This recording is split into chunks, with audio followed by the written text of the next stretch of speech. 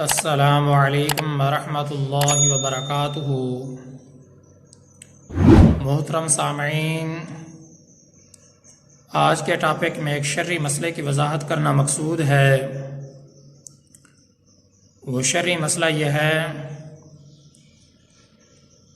इस्तंजा करना किन किन चीज़ों के साथ नाजायज़ है, इस बारे शर्री ज़ाब्ता क्या है। मोहतरम सामईन, ये बात वाज़ेह रहनी चाहिए,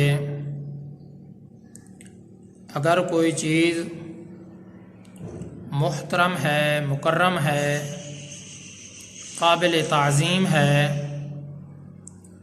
उस चीज़ के साथ इस्तंजा करना शरअन नाजायज़ है। और इसी तरह अगर कोई चीज़ किसी की ग़िज़ा बन रही हो तो उसके साथ भी इस्तंजा करना शरअन नाजायज़ है। और इसी तरह हर वो चीज़ जो नजस हो, नापाक हो, उस चीज़ के साथ इस्तंजा करना शरअन जायज़ नहीं है।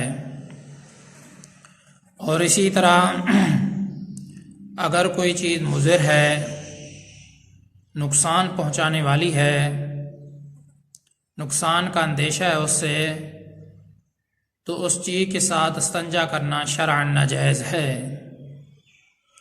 मोहतरम सामईन, मसले का ख़ुलासा यह है, अगर कोई चीज़ काबिल एहतराम है, मुकर्रम व मुहतरम है, उस चीज़ के साथ आप इस्तंजा ना करें।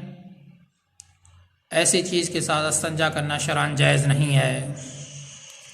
और इसी तरह अगर कोई चीज़ किसी की ग़िज़ा बन रही हो तो उसके साथ भी आप इस्तंजा ना करें, शरअन उसके साथ इस्तंजा करना जायज़ नहीं है।